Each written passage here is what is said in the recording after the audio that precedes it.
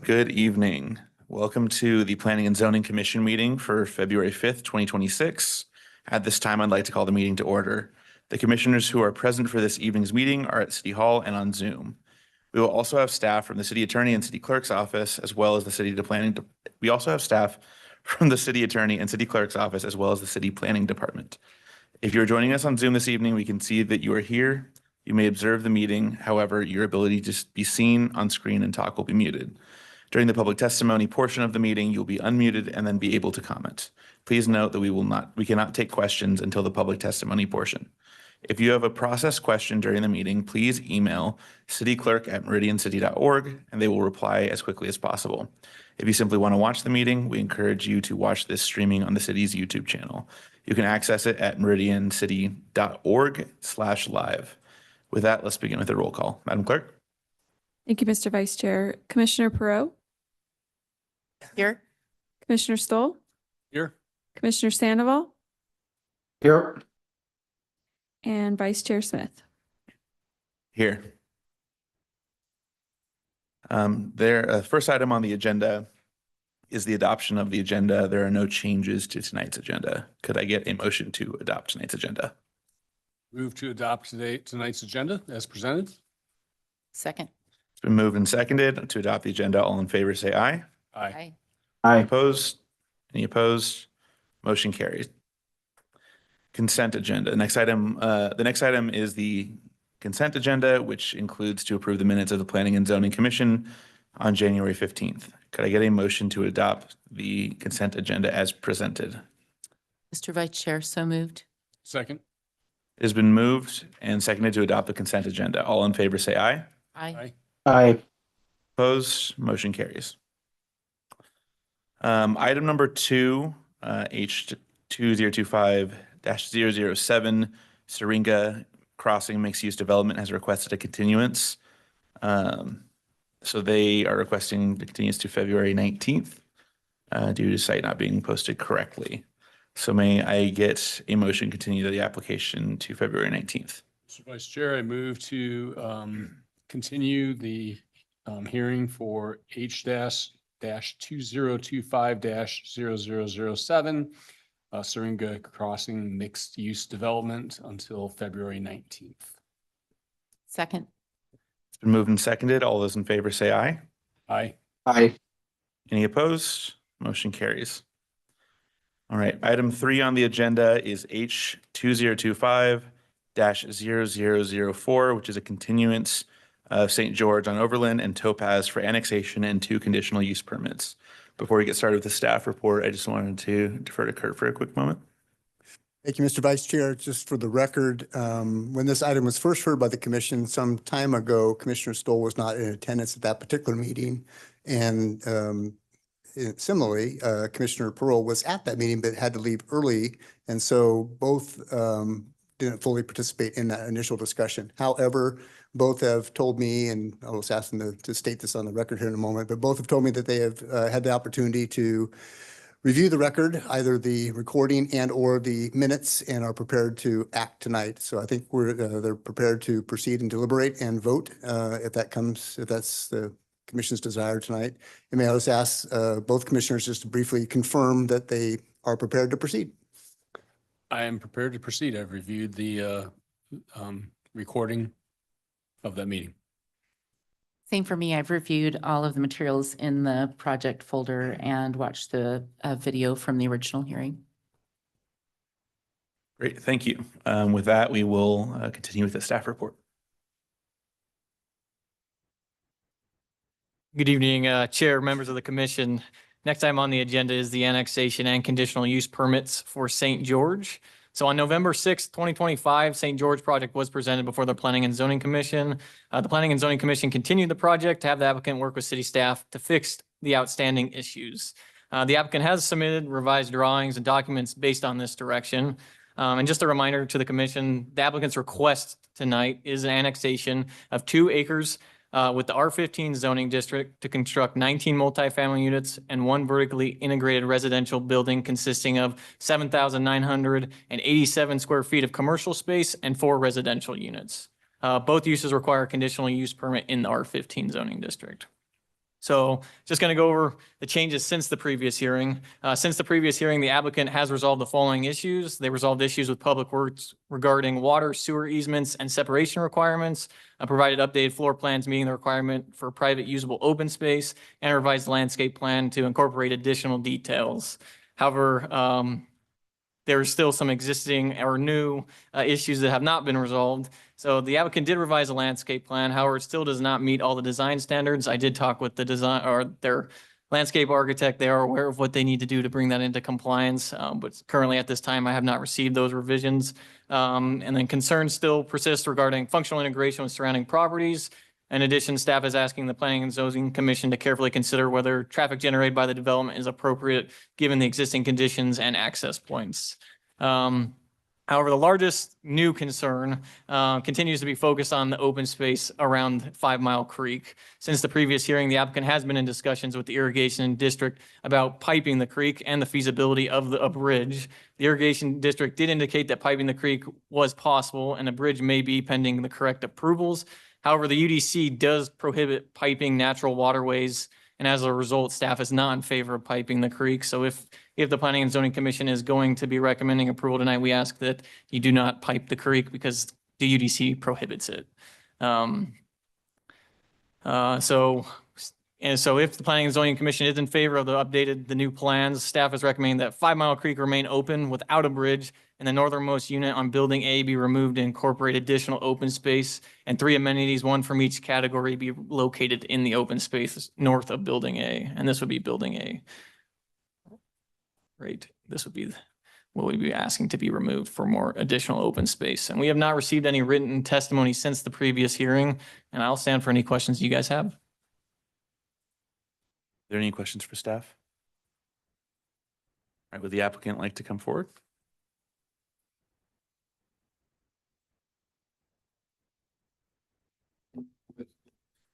Thank you, Mr. Vice Chair, members of the commission. Sean Wardle, 2239 East Griner Street, on behalf of the applicant for the St. George project. We appreciate the opportunity to work with staff on a continuation. We believe that we have solved all of the majority of the technical issues. Our landscape designer did speak with Nick and is aware of our deficiency there and will be submitting a new plan. So that's submitted. We've got 19 multifamily units. We've got 8,000 square feet of commercial space and then 4 vertically integrated units here. We feel that that meets the comprehensive plans focus and goals for not just density, but for a mix of uses. And we think it'll be a nice addition, especially along that overland frontage. As part of our application, our last discussion was over the bridge and a proposed bridge which would access our amenities across that bridge. And so we went to the Nampa Meridian Irrigation District. We worked with them. One of their solutions was to what they call pipe and cover that particular waterway, which would frankly be their preference from a maintenance standpoint. And we talk about this particular waterway in an urban area. We also went to the Parks Department to discuss effectively what would be mandated as a pathway. There are a couple issues with that. The Parks Department has told us that they don't want the pathway constructed as part of this project, and they're not sure which side of the ditch it would go if they want it at all. And one of the considerations there is if you look at 5 Mile Creek from Topaz as it meanders through the business park, there really isn't a solution. And when it gets to Eagle Road, of course, it dead ends. And how would you get over Eagle Road, right? So the Parks Department has effectively said, let us figure that out. We have an easement with the irrigation district if we choose to do a pathway. And so we feel like we've attempted to meet those requirements. We've submitted 2 email communications from the irrigation district. Both would which allow us to, one, pipe and cover, but we've got some federal permits to do. I will point out that ACHD did pipe and cover the ditch on Topaz and received a 404 permit there. And so we're working with those entities to make that happen. We do have permission from the neighbor to the south to pipe and cover that portion as well, which would be a requirement of the irrigation district. So the new comment in terms of not being allowed to put a bridge, which wouldn't allow us to access our property, was new and wasn't something that we had considered within our plan. So we're here to have that discussion, and I would stand for any questions. I guess I'll start. Any commissioners have any questions for the applicant? So I guess I have one question around this. It seems so trying to get to the bottom of this because it seems like this is, if I had to guess, might be kind of one of the main points of contention. NMID seems to be okay with piping. It's not in the UDC. Seems like there's federal permits, is what you're saying. I guess where is the rub and where is what I'm trying to understand is for what reasons does the UDC prohibit it? And are they accounted for in any way, kind of? Mr. Vice Chair, if I might, just before Nick answers, if I might make, so one of the things about this particular application is if you've been out there and seen the waterway, a lot of people envision 5 Mile Creek, how it runs through my neighborhood. I live in Woodbridge, and the developer did a nice job of developing a pathway. I walk my wife's dogs every day down that particular pathway. This portion of 5 Mile Creek, which runs through the business park, runs through Topaz, Rolling Hills, and then effectively across the freeway is not that aesthetic that I believe that the UDC and the comprehensive plan would anticipate. And so that's one of the reasons that the irrigation district would prefer from a maintenance and construction standpoint to, frankly, to pipe and cover it. So I guess to append to that, Nick, from my recollection, and here's maybe correct me if I'm wrong, seems like we've done this for canals. We've been okay with piping and covering. Is it that it's natural currently is the main reason? Commissioner Smith, that's correct. Natural waterways in the UDC, I think it's 11.3C6 or 3A6, I should say, requires natural waterways to be improved as a natural amenity in the city. If they were, obviously, council does have a purview to approve something that's not code through, a variance process. There is a process to do that. But from staff's perspective, correct, we are consistent on leaving natural waterways, improving natural waterways, I should say, but leaving them open as a natural amenity. If they are going to pipe it, I would like to note, I did talk with our floodplain administrator. I don't know if that's his exact title, Jason Korn. He broke it down for me on kind of everything they would need to go through as far as federal permitting. And he kind of broke down a rough timeline for me. And, you're looking at sometimes up to 18 to 24 months because you have to do CLOMAR, LOMAR. And when FEMA mapped this area, they actually didn't map it, I would say, accurately. So we would want an accurate map for this actual portion of the canal or the creek, I should say. So it's not as easy as just piping it. There's quite a bit of permitting that goes behind it. That's on a federal level that even includes the Army Corps of Engineers. So I guess I'll stand for any questions if you have on that additional questions. That's very helpful. Thank you. Any commissioners, any other questions? Mr. Vice Chair. Bro. So our notes say that the staff still have concern regarding the open space. We received some new schematics in the memorandum that staff wrote, and I was hoping the applicant could kind of walk through that with us a little bit, especially the revised open space exhibit. So, couple of the big revisions were along Overland, and we'll have one additional revision, which will have an amenity there. And then we've got open space down the middle of the multifamily units, little pathway there. I guess here we go.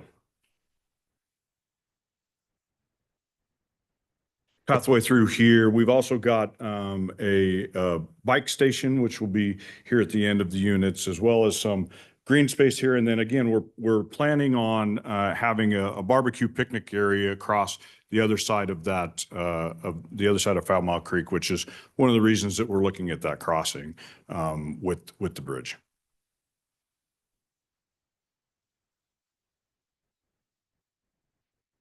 Mr. Stone? Sean, are you okay with staff's other recommendations regarding the project, their memo?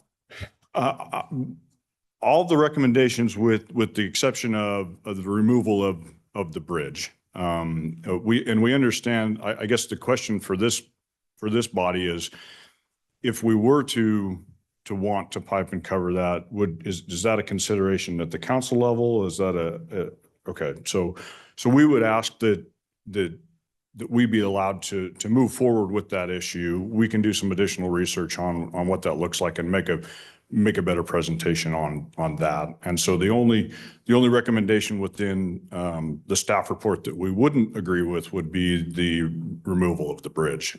And we've submitted evidence that the Nampa Meridian Irrigation District will allow it within their parameters. They have some pretty strict parameters. But just to clarify, the bridge would only be necessary if the 5 Mile Creek wasn't covered. Correct. Yes. Mr. Chair, Yeah. just clarification, if Nick, if you can go back to that exhibit. So the reason why we bring this to your attention is we believe that this is an amenity for the project. I don't want the applicant to think that we don't. The concern we have is that it's in the floodway and nothing can be built in the floodway. So theoretically, as it stands today, I don't think anyone could approve a bridge to cross the creek in the floodway. I don't know how you permit that.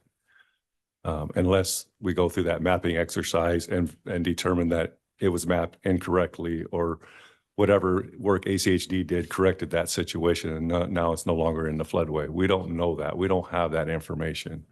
So that's the difficult part for us. That's why as staff, we're like, well, if we can't, you can still count this as open space if you leave it natural. The code says you can. It's just whether or not the commission wants to incorporate more usable open space into the development. If you recall, with multifamily standards, the applicant has to provide X amount of open space based on the square footage of the unit. So again, if the commission finds that that natural area still meets the intent of the code, you can approve it that way.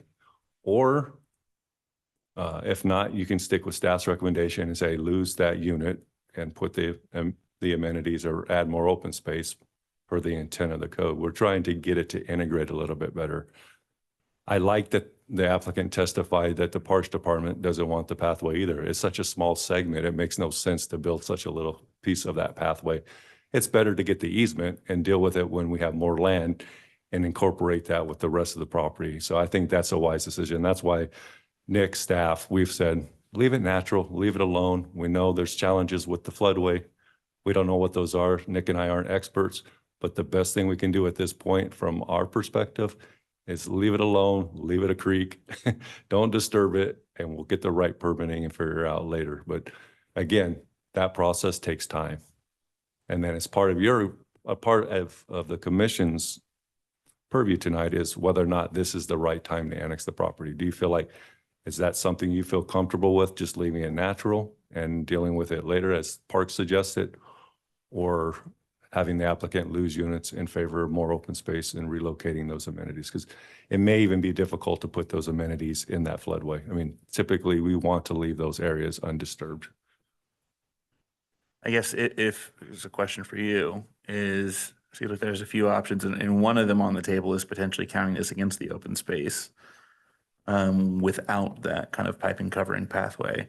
Would that, I guess, how is the bridge and pathway important for open space considerations or part of the broader project plan and vision? You know, would that still work?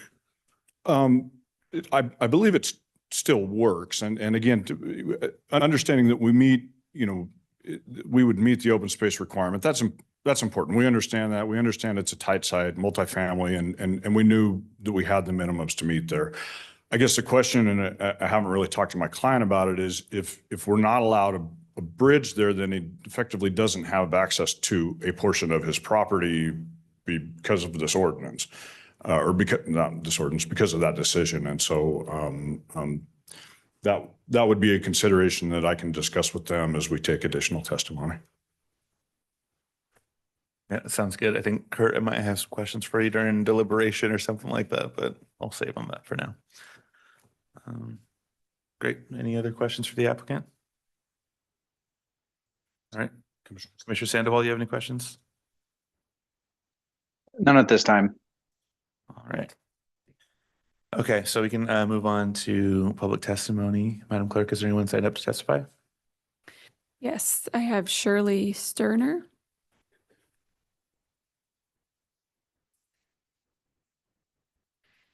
And Vice Chair Smith, she's indicated she is representing, is it 5? I'm representing, I have 5 listings in the neighborhood and I'm a realtor. And I also, there are 3 other agents that have several other listings in the neighborhood. Okay.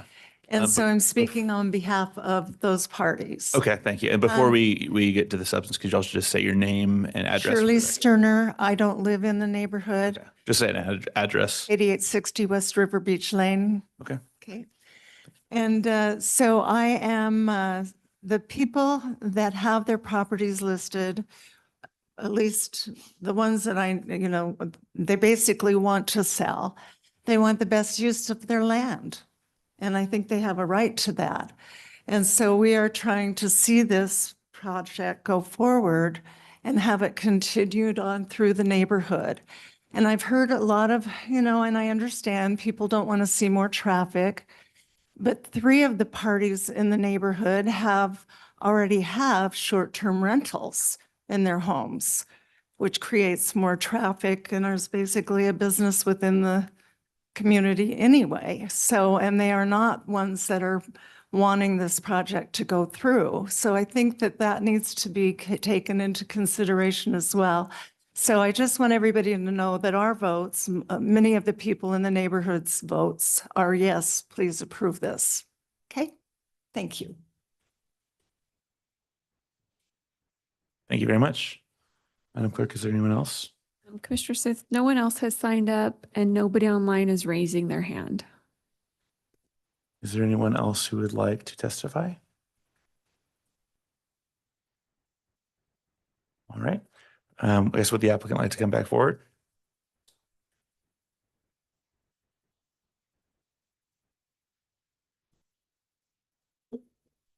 Thank you, Mr. Vice Chair, members of the commission.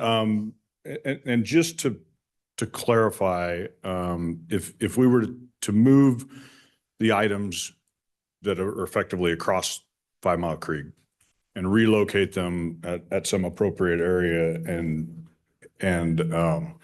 be able to continue that as the open space calculation, my team would agree with that and would be able to move that around. So. All right. Any other questions, commissioners, for the applicant? Yeah, Commissioner Stoll? Just to clarify, so you'd be open to moving the amenities, I guess be north of 5 Mile Creek. And as long as you don't lose that building, or are you open to still losing that building? Correct. Right. My team believes that they can move that without losing the building. Without losing the building. Okay.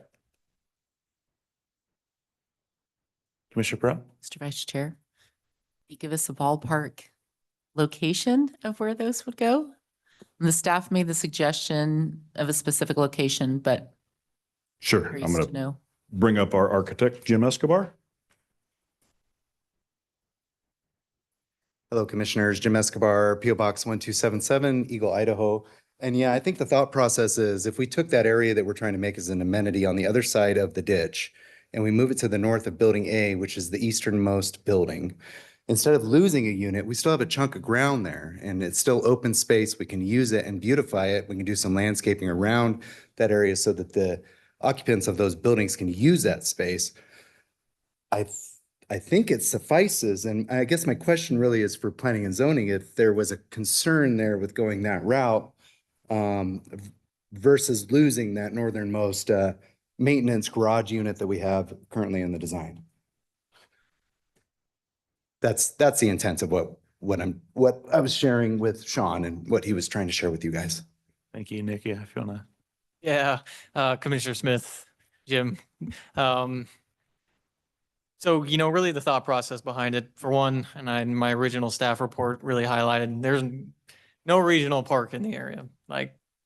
And as this area redevelops, I don't know if there's any going to be a public amenity that people can use out here as far as, plazas and those type of things between commercial and residential. And as this area redevelops, it's going to be, it's going to be projects like this where there's certain, I wouldn't say piecemeal, but it is. It's, you're getting a few properties here and there, a few properties here, and they're trying to consolidate it, but it's going to be, it's infill. So it is challenging. The thought process behind losing that unit is provide more usable open space. Ultimately, if you guys think what they have is adequate, that's your guys' purview. Staff thinks, having more usable open space is always better, especially when, you have 23 units is really, that is what is out here. 4 vertically integrated and 19 multifamily. So you're going to have a significant amount of people living out here with practically no park, nowhere to walk their dogs. That's the challenge. So I guess for you guys, I would ask you to consider what you guys think is adequate for that. May I follow up to that real quick? Sure. So my thought process is making sure, first of all, we comply with what the code says, whatever the zoning code says. So I think it still complies from what I can remember from our process. The second part is make sure it's functional and usable and it's not just something on a piece of paper that nobody ever, we all want that for the benefit of the community. And then the third point to that is it's a pretty significant impact, the fact that there's not a regional park in a very heavy commercial mixed use area. We understand that's a challenge, but we don't feel like that burden is necessarily our challenge to face. yet we still want our community to rent, to be usable, to be a positive atmosphere. The owner's got his heart in this. He's planning actually on living on site in one of those vertically integrated residential units. So we're not trying to skip by. We're not trying to develop the project and disappear. We want a good project. We've been working really hard with staff to be able to get there. And I think the point is we can meet the goals and have a usable area. And we have a chunk of ground there on a road that's not heavily traveled. So that's what I'm trying to propose, because the idea of eliminating that space is, well, new to me as of half an hour ago. So I'm just shooting from the hip a little bit too. Okay, Or did you have something? thank you. Commissioner Sandoval? Any questions? Nothing from me. I guess with that, is there a motion to close the public hearing? Move to close the public hearing. Second? It's been moved and seconded. All those in favor, say aye. Aye. Aye. Any opposed? Motion passes. I'll head off with some thoughts. I think as a whole, the project is I think this is actually a solid project. I think being right on a transit corridor is helpful and makes a case for me for density. I'm balancing a couple things. One, regarding the floodway specifically. I don't subscribe to the idea that something is inherently good just because it's natural. Arsenic is natural, right? That being said, that doesn't mean we want, more developed areas to have zero natural kind of integration in them. And so trying to balance that, and especially with the floodway considerations, I don't know that we have the right expertise to be able to judge on that and to rule on that. So one of the things that I'm considering is, it does that justify continuing or something like that? I don't know that it does. I think that is a conversation that regardless is going to require a council waiver if something happens up there. So I think that's a conversation to research and thoroughly kind of investigate and present to council, kind of with all the pros and cons, costs and benefits, and also legal rights. I have some thoughts, and Kurt, I guess, I don't understand how, if you have part of your property that you can't access due to statute, how that isn't a taking. Never got my JD, but that seems a little bit odd. Yeah, Mr. Vice Chair, so I'm not familiar enough with the site or the details to probably comment 100% on that, but I would say to the extent that's the circumstance today, it's already divided by 5 Mile Creek and access is limited. The city's not doing anything more to compound that, other than saying we're not going to allow you to make enhancements to better use it. But my take on it is that the property is already divided and has access issues. That's an existing condition. Okay. That's helpful. And the last thing I'll say that I'm kind of holding in tension is, I agree it's not your responsibility to account for the fact that there's a regional park, or there's no regional park, but whose responsibility is it? And that's a question that I'm chewing on. I think in previous contexts around mixed use developments, I've said, there are a lot of projects that on their own in a vacuum are great, but you kind of can salami slice away certain things that we are looking for at a community level. So I think where I'm at is I am okay with supporting this and against counting the space on the other side of the creek against the open space, kind of what we were talking about. But I think there's a larger discussion to be had about how this area, I think we need to kind of, I don't know what the process is, but I think someone needs to account for the fact that there's a regional park, and I don't feel comfortable making it any individual applicant. And so I'm concerned that there might need to be something at a city level and at a planning level to account for that. Mr. Vice Chair. Commissioner Pro? I agree with you in regard to more research being done and the commission potentially not making a recommendation to leave that natural or not, just kind of allow council to go down that road, since it will be something that they will need to address with the UDC limitations. I would absolutely prefer the applicant move those amenities to another location, meet the required open space, obviously, by code. And I'm not as concerned about the open space because there are some parks in the city of Boise. There's Peppermint Park down on Cloverdale. It's kind of around the corner. There's Kleiner Park, which is really not all that far. And so I'm not as concerned about that. It would be nice for somebody to, place to take their dog and whatnot, but there's many, many multifamily developments in this area that are surrounded by parking lots and concrete and just don't have that. Do I want another one that doesn't have it? No. But I don't feel like this project is like an island unto itself and we're, 5 miles from a regional park. I mean, Kleiner is essentially 2 miles, 2.5 miles from there. So I'm not as much concerned about that. I appreciate that the applicant has worked with staff to resolve some of these other variety of other kind of more technical issues. So I think I've addressed everything. If I haven't, let me know.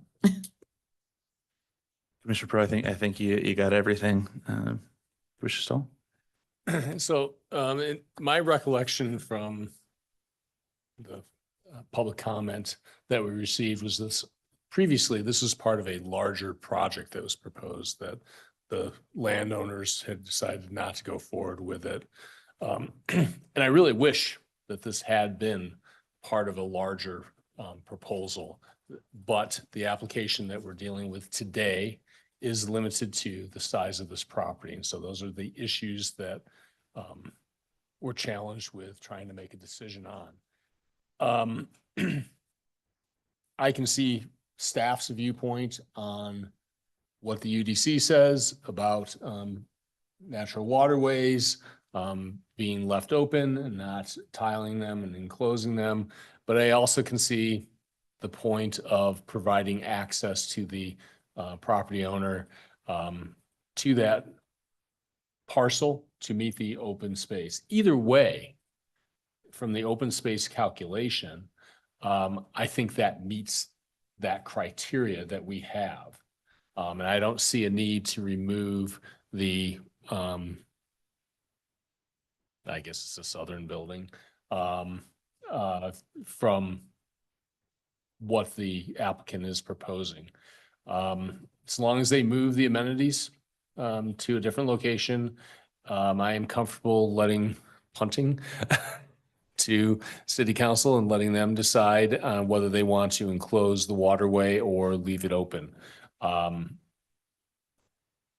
would also like to leave the option for folks to pursue the bridge if the waterway is left open. And those are my thoughts. Thank you. Commissioner Pro? I'd like to clarify my thoughts on what Commissioner Stoll just shared. I would like to see the waterway, if this decision of council, I'd like to see it closed, see it tiled. I'd prefer there not be a bridge over an open waterway. That's just my preference. But again, that's the decision of city council. So, Commissioner Sandoval, do you have any thoughts you wanted to add? Mr. Chair, no, I think it's already been laid out here from everyone really well. It's interesting that portion that is pretty much cut off from the rest, but as presented, I think it looks good and we should move it on and let city council make a decision. All right. I guess, would anyone like to make a motion? I can make one if you prefer. Okay. Just want to leave that option on the table. Okay.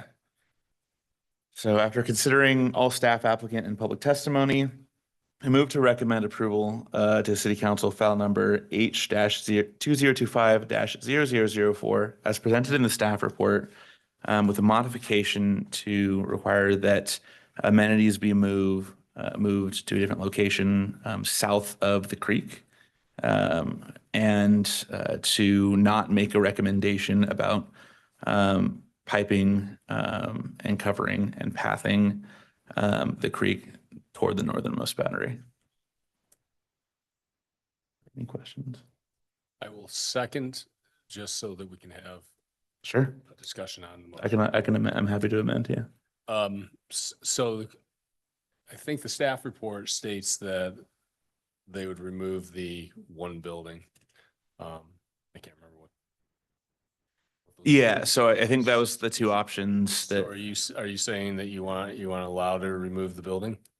no, so Nick was essentially, and correct me if I'm wrong, but essentially the question was, if we move the amenities south, do we want to count that toward the total open space or kind of require kind of from our discretion that they remove that additional building to kind of gain additional open space? I'm of the thought that I don't think they need to remove that building. I would be in favor of just moving it south, not removing the unit.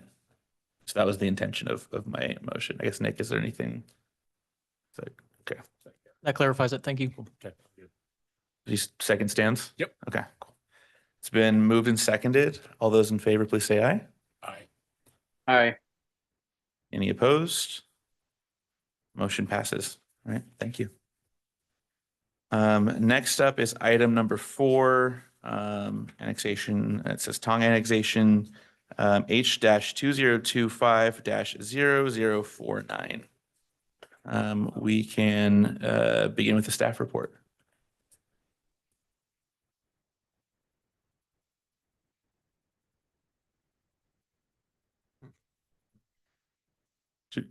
Yeah, we'll start with the staff report and then we can. Oh, not yet. No, you're okay. Well, I'll call you up. You're good. Thank you. Good evening, Commissioners. So tonight we're looking at an annexation. So this is an annexation of 0.496 acres of land from R1 in Ada County to the R4 zoning district. And it's located at 485 East Overland Road. So the applicant entered into an agreement with the city to annex within 6 months of receiving utility service due to a failed septic system.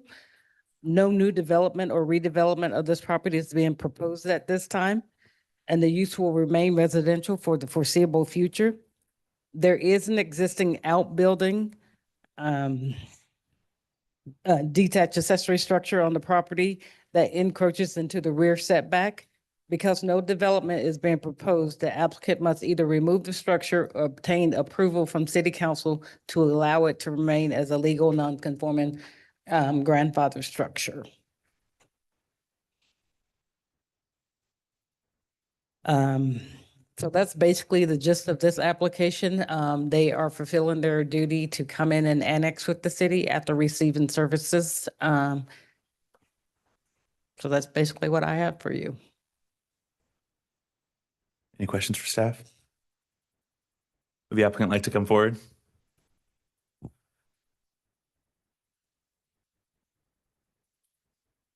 And can we begin with your name and address? My name is Dara Tong, and the address 485 East Open Road. Thank you. And then yeah, if you wanted to add any comments or anything? No, I don't have any comment. Anything. I'm good. I guess I do have one question for you regarding that outbuilding, that rear building. Is your intention to ask city council to allow that to be grandfathered in? To not have to remove that structure?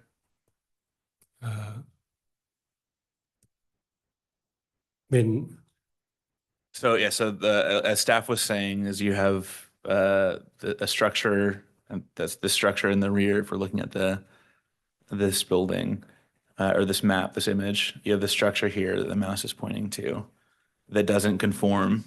It's not aligned with kind of what city code requires, and so if from what staff is saying, is that when we annex, that either needs to be removed or you can ask city council to be grandfathered in. Is that to be allowed to remain there because it was already there? I didn't remove anything. It's Okay. just, Okay, so the goal is to not remove that, is that? I don't want to. I just want to make sure we have a proper understanding of, On the conversation. The implications. Previously, he wants to keep the structure there. okay, he wants to keep, okay, cool. Yeah. Okay, thank you. No, all good. Any questions, Commission? Okay, cool. Thank you. yeah, Madam Clerk, is there anyone signed up to testify? Thank you, Mr. Vice Chair. No one has signed up. Okay. Is there anything else you would like to add? Anything? Okay. Thank you. Commissioner Pro? Mr. Vice Chair, I move that we close the public hearing for application Tong H 202500049. Second? It has been moved and seconded. All those in favor say aye. Aye. Aye. Any opposed? Motion carries. I guess I'll just add something. I think based on, I just wanted to make sure we're clear about kind of the implications of that. I don't have a problem with letting the structure stay there. I would be comfortable even recommending to city council that that's what they do. Obviously, they can take that or leave it, but it seems fine where it is. That's the only thing that I would add. But I don't know if anyone else has thoughts. Mr. Vice Chair. Commissioner Pro? I agree. I don't have a concern about that accessory structure in the back and would recommend to council that we allow that to be left. Commissioner Stoll, Commissioner Sandoval, anything you guys would like to add? What you guys have stated captures my sentiment. All right. I guess if I can get a motion then. Mr. Vice Chair. Commissioner Pro? After considering all staff, applicant, and public testimony, I move to recommend approval to the City Council of file number H 202500049 as presented in the staff report for the hearing date of February 5th, 2026, with no modifications.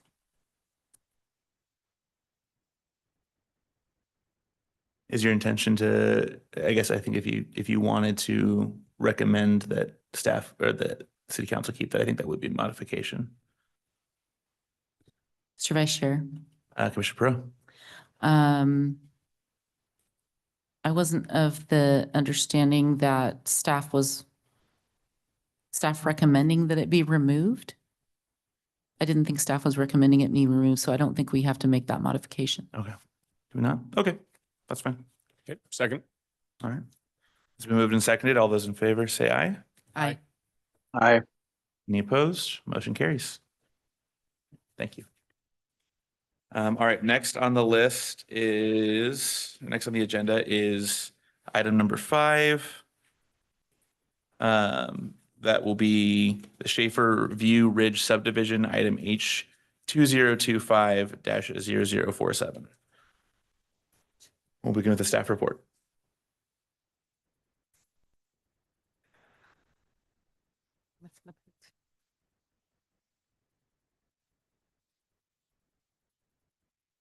Just a second.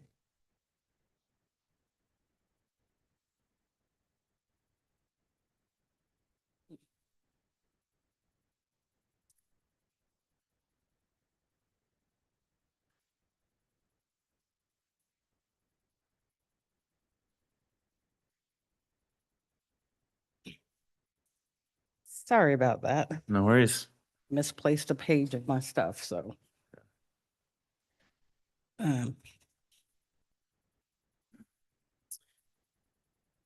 So the next item is for an annexation and a preliminary plat.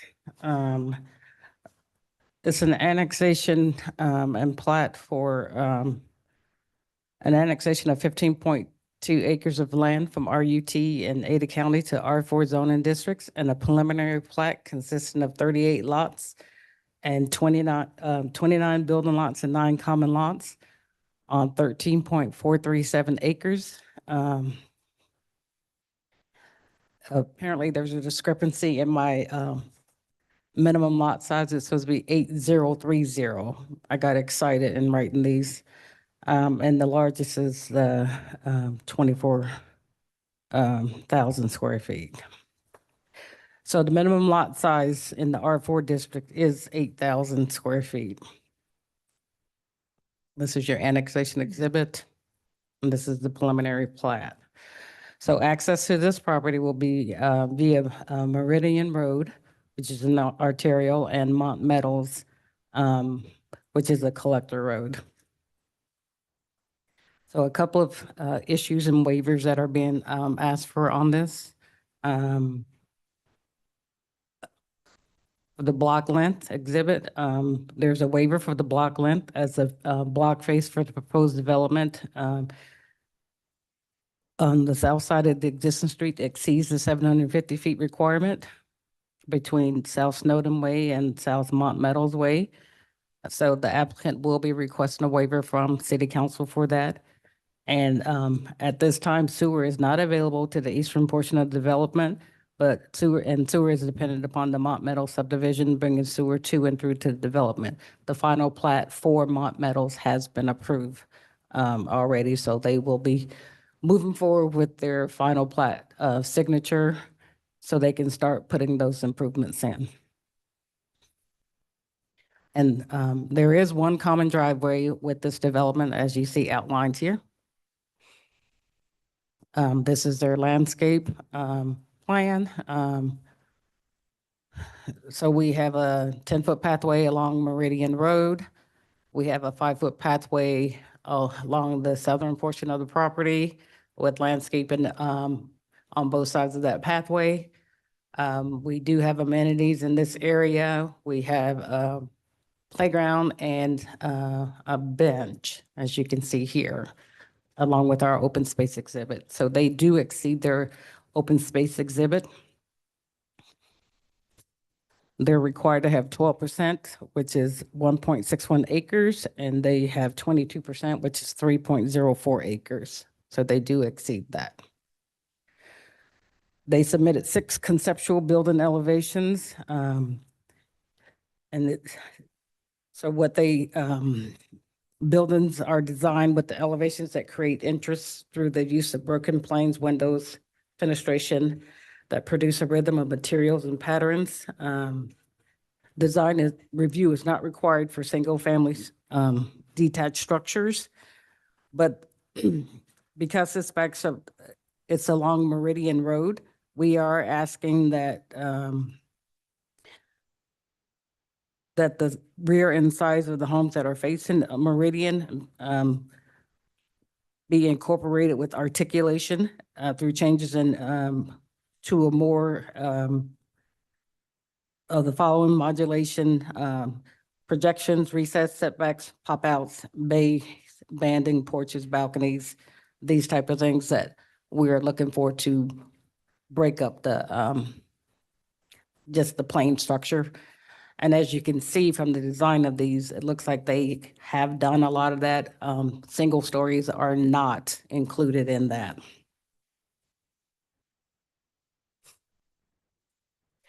So the irrigation district, the Boise-Kuna Irrigation District has some requirements for this application, and the applicant is aware of this. And the purpose of this requirement is to ensure that the patrons have the use of their water as they have historically, and that no harm is being incurred from the newly proposed development. Adjoining landowners will not have their conveyance ditches altered or restricted regarding water entering or departing their respective properties. So the applicant will have to meet these requirements with the irrigation district. They submitted a letter with these requirements. Again, as this property is in close proximity to a state highway, noise abatement is required. The applicant is proposing to use the existing cut bank along Meridian Road, which will act as a berm, and in combination with a wall extending 10 feet above the highway center line. The fence will be designed to incorporate architectural elements and to break up monotonous wall planes as required. So they are meeting that requirement for noise abatement. And this is a table from the school district showing what the program capacity is for the middle school and the number of students they have for the elementary school and the number of students they have enrolled, as well as the high school, the middle school, and the high school. So we try to call out, I try to call out what the schools have sent us, because I know this is kind of something that you guys and the council like to see. So we did have written testimony on this. So Debbie Boyd submitted comments that it was like a letter and had a bunch of signatures from some of the homeowners. So she was representing the Schaefer View Estates HOA. So the safety concerns regarding this was increased traffic volumes on the existing roadways and its impact to motorists and pedestrians. The addition of homes from the proposed Schaefer View Ridge and approved Sky Ranch subdivision can be expected to significantly increase daily traffic on Schaefer View Drive. She said currently the single line road poses safety hazards due to a limited visibility, especially when turning onto Meridian Road or Schaefer View Drive, and the view corridor is further impacted by a rise to the south.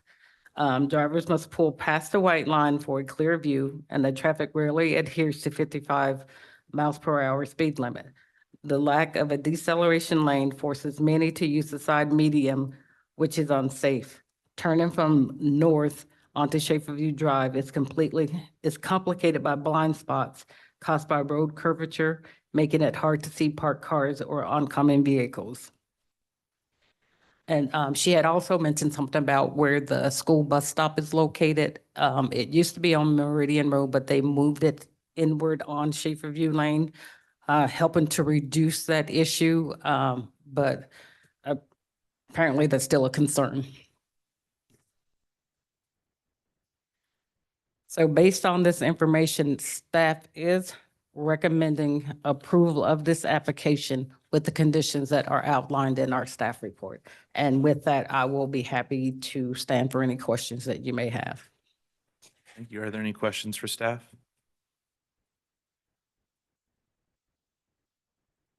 All right, would the applicant like to come forward?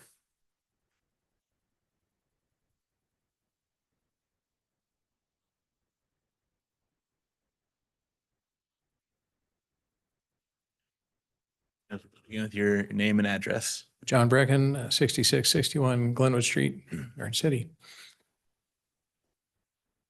I have a little presentation to walk through here, and I guess a couple things to add. We had a good time working through this with Linda and team. It's a challenging project just because it's kind of infill in an odd shape.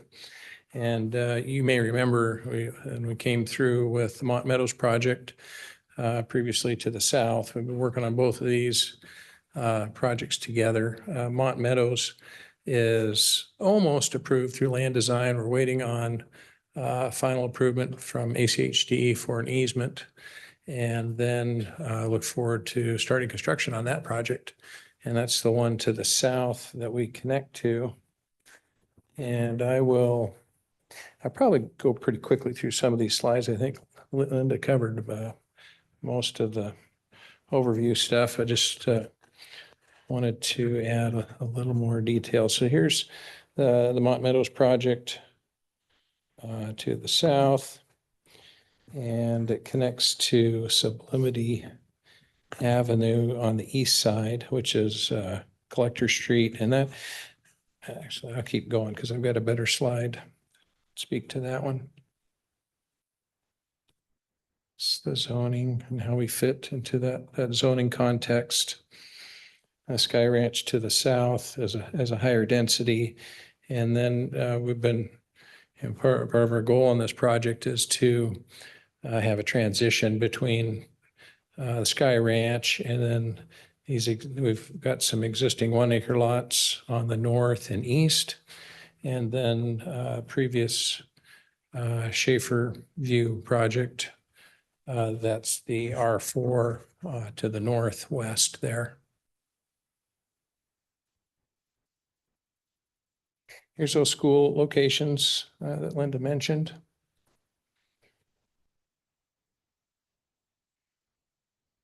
Emergency services, fire stations that are close by. And then here's kind of our overall plan, and you can see, one of the things we did to buffer the Sky Ranch to the south is have that nice common area and landscape buffer with a pathway that connects from that westerly street all the way over to the east, Mont Meadows Way.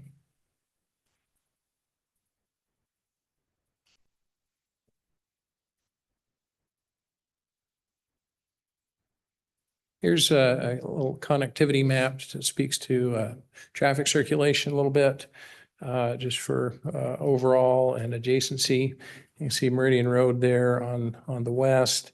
And we did explore options there. That letter that was sent in that spoke to the access off of Schaefer View Drive. We actually did quite a bit of work to change that access off Schaefer View Drive so that it would be moved further to the south, essentially aligning with where we have that proposed driveway. And then, oh, the mouse does work. Yeah, right here where that driveway is, we're gonna move this. We were gonna block this off and do a turnaround. And we looked at that concept, and we're going to move the access down here.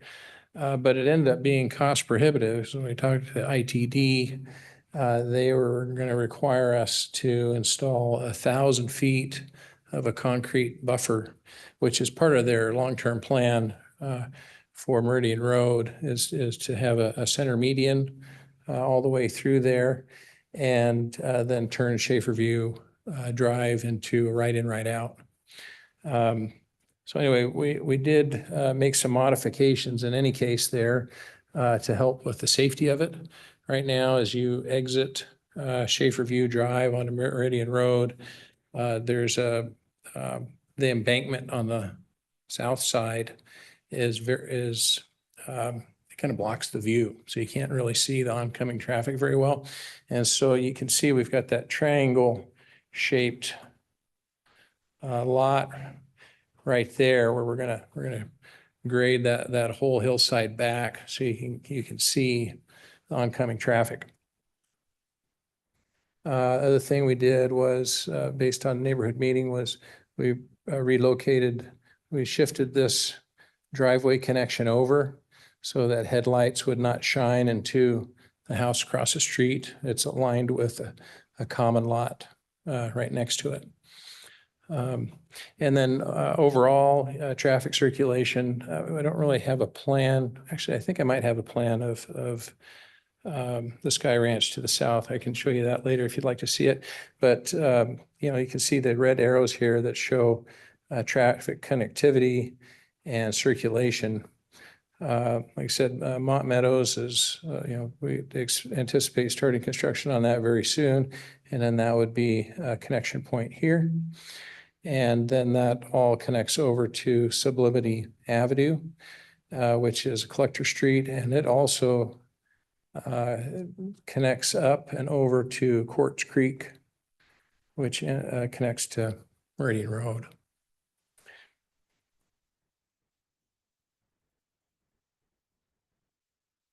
Here's the block length item Linda mentioned, Schaefer View Drive, existing road.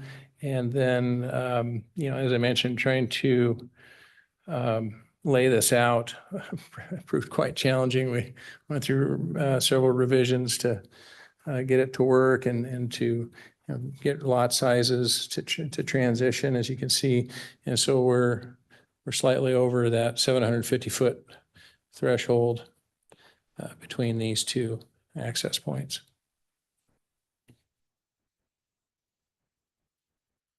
Other item was ACHD was, or I think actually, excuse me, the city was wanting to, wanted us to build a sidewalk on the north side through here, and we kind of went back and forth trying to work that out. We had landed on doing a striped pedestrian route on the road so that we wouldn't be tearing up the people's front yards. And ACHD was not supportive of that. But you know, part of what we are planning is to extend crosswalks. You know, we're doing a curb gutter sidewalk on the south side and all the new within the new development, and then connecting up to the neighborhoods to the north with crosswalks where there's a sidewalk over on the west side.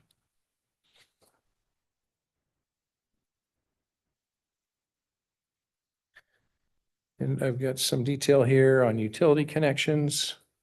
You know, water, we're connecting to the west, and then also to Mont Meadows to the south.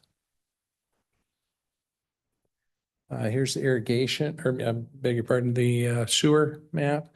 So the east side, the way this grades out, east side will sewer to the east and connect to Mont Meadows.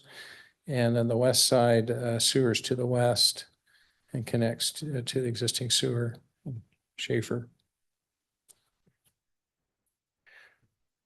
Oh, irrigation.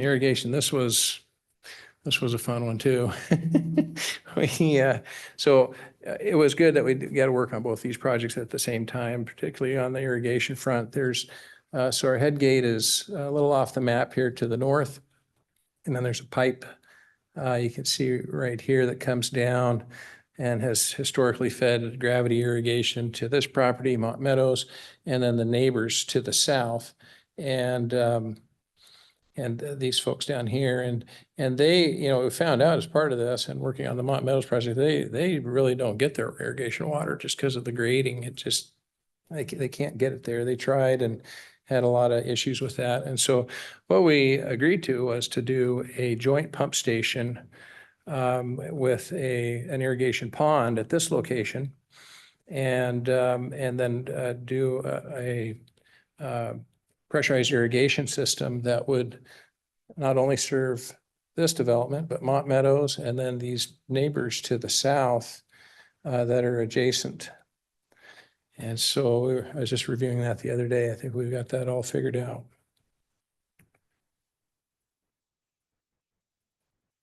This is a picture of the playground that we're proposing and the open space. And the homes. Stand for questions. Commissioners have any questions? Mr. Vice Chair. Commissioner Perot? Can you tell us the width, or I should say maybe the depth of that transition, that landscape transition between on the south side, and also kind of how the lots will line up? I can kind of see very faintly the grid lines here. But help us understand more about that transition. It looks like that there's a lot of density in Sky Ranch in comparison to this. There is, Mr. Chairman, Commissioners, there's, this landscape buffer through here. That was one of the reasons we wanted to have that in there, is because we do have a bit of a jump on the lot sizes. And yes, on this one in particular, you can see, you know, these are quite dense. And so in order to provide a nice buffer there, now the width of it, I don't remember the width of it off the top of my head. It's 15 or 20 feet. Is it 20?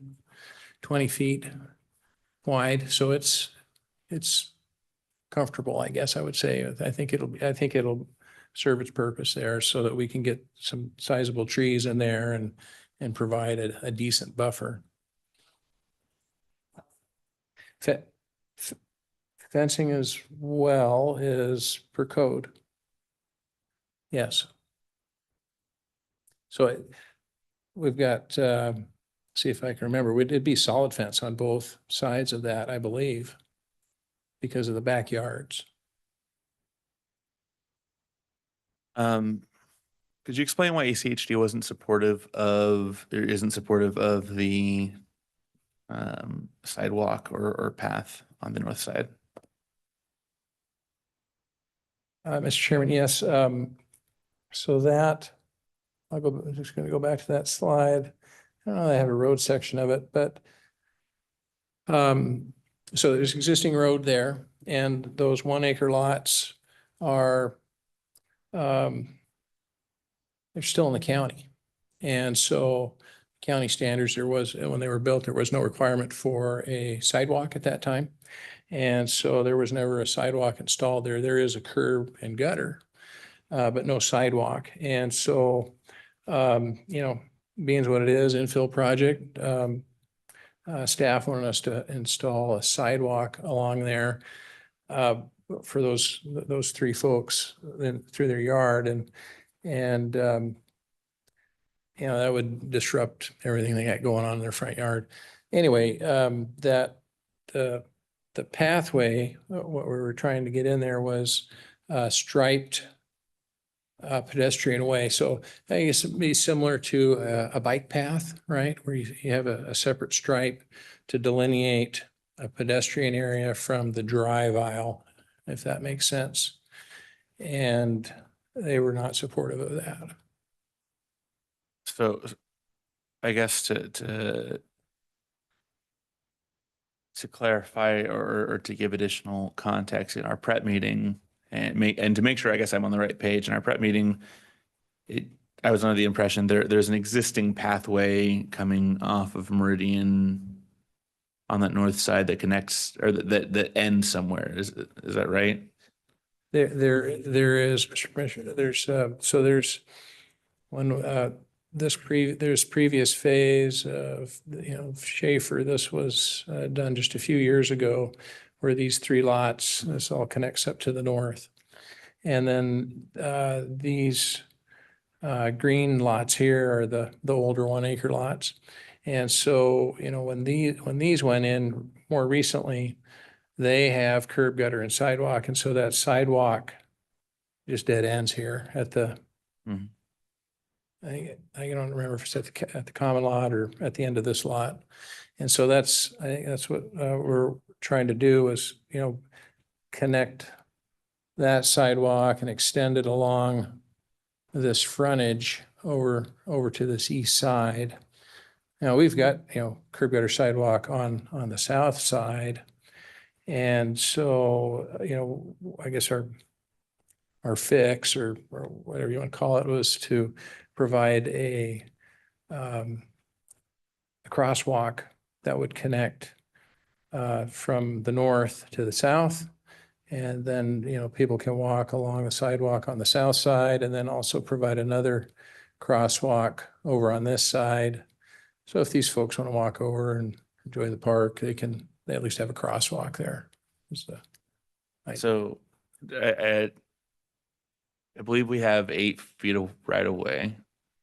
Is there anything? Because personally, I don't like just that just nothing happening there. I don't like the lack of connection there, and just letting that kind of be in a state of being incomplete. So we have 8 foot of right of way, 5 feet of 5-foot stripe attached, or, you know, attached pedestrian walkway. Is there anything outside of ACHD's displeasure if done, you know, is there anything that would preclude you from being able to do that if that was a requirement? Oh, besides ACHD, Mr. Commissioner, I don't think so. I mean, I guess the question for staff is, that's city right of way, is it not? Or does ACHD have the ability to control? That seems like that would also be that's city street. Mr. Chairman, members of the commission, it's all ACHD right away. It's not It's the all city's ACHD. purview. Yeah, Okay. correct. We defer to them. I know Linda and I tried hard to understand why we wouldn't do sidewalk, and because we do have comprehensive plan policies that say complete streets are required or desired as part of the comprehensive plan, and we all understand it's difficult when you have a county subdivision and then you're building around it, trying to get the infrastructure to align with what's currently in the area. Historically, in these types of situations, we would prefer to have the property owner's agreement because it does impact their property. There's landscaping and there's a lot of obstructions in the way. And that's why ACHD kind of said, well, we're not going to require the sidewalk. And so the applicant worked with us. We thought, well, could we stripe it? They're like, well, if we don't need the striping. And so we kind of landed on the crosswalks where they were. Okay. But at staff, we still felt it was important to have some kind of pedestrian delineation on the north side of the road, whether it was striping or the existing sidewalk. And that's why in our staff report, we left the condition as approved by ACHD. That way, if they say yes, the applicant can do it. If they say no, the applicant can meet the condition. So Okay. we left it pretty open-ended for the ACH, the road authority, transportation authority to make that call. Got it. Again, this one's going in front of city council as well. So if council, I'm sure they will weigh in on that topic as well. Thank you. Sorry, I was under the impression arterials and collectors are ACHD and local roads are Meridian. I know it's not always cut and dry in this case, I guess. I guess not. Okay, thank you. Commissioners, any other questions? Commissioner Stoll? So the sequencing of all the projects is what I'm kind of struggling with. So the development to the north, that was part of Ada County. Is it Ada County approved? How long ago was that? And you and the developer, same developer did it, or is it different? No, Mr. Commissioner Stoll, yes, the area that's in the county, I think, yeah, this shows it. So we've got these gray lots here. Hmm. That's still in the county. And that was done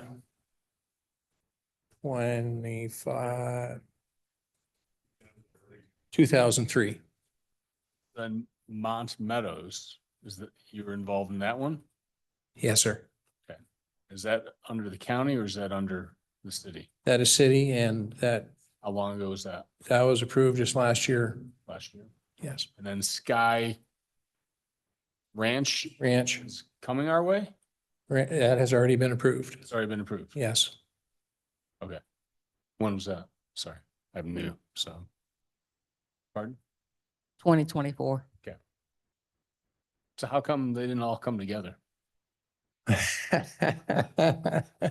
Well, Commissioner, so I do not know, we tried to get at least these two to go together. But the different ownership of Mont Meadows didn't want to wait. And so I moved forward. Yeah, yes.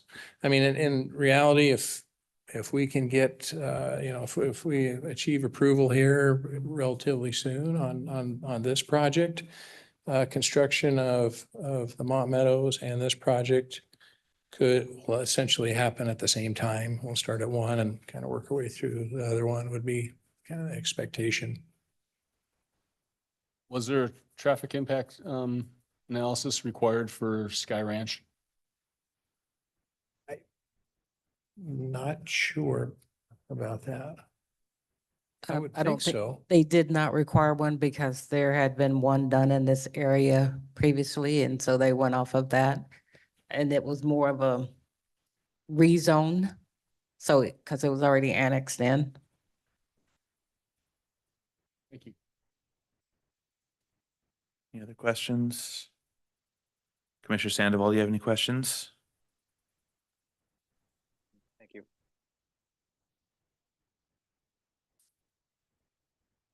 Saw the microphone go off. All right. Okay. Well, thank you. Continue to public comment. Madam Clerk, is anyone signed up to testify? Thank you, Mr. Vice Chair. We have Gail Ward.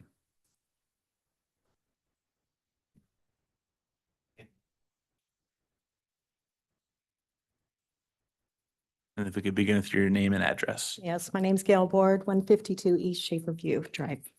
I have some pictures. Can I give them to you? Okay. Yeah.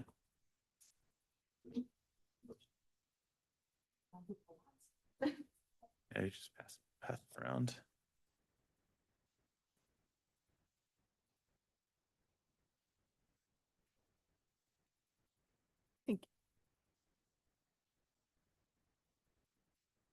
That's just some pictures that I've taken that shows you a little bit of traffic on our street on Schaefer View.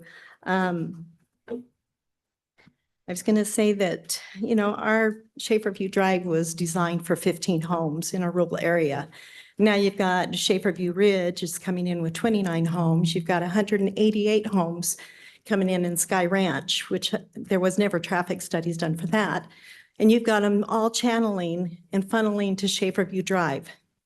So you've got 230 homes coming down Schaefer View Drive, which is not accommodating for that many cars or for that many homes. It's just a small road. And as you can see, the pictures that I gave you, you can see when cars are parked on the street, how hard it is to get by. There's been many times with those constructions of those 3 homes that have come in on our street. That just gives you a demonstration of how we've had to maneuver to get out of our road and coming into the road. There's blind spots, there's curves. And then as you could see at the first page, it's a slope down. Even, learning tonight, where they're wanting to take out that one lot and taking part of that hill, it's still going to be a hard one to see because Meridian Road to the south of it from Lake Hazel, it's got a slope. So we have to pull way out to even be able to see, to see the traffic as it comes down. And I mean, they're not going just 55. I go about 55 and I think I'm sitting still sometimes because they pass us so quickly.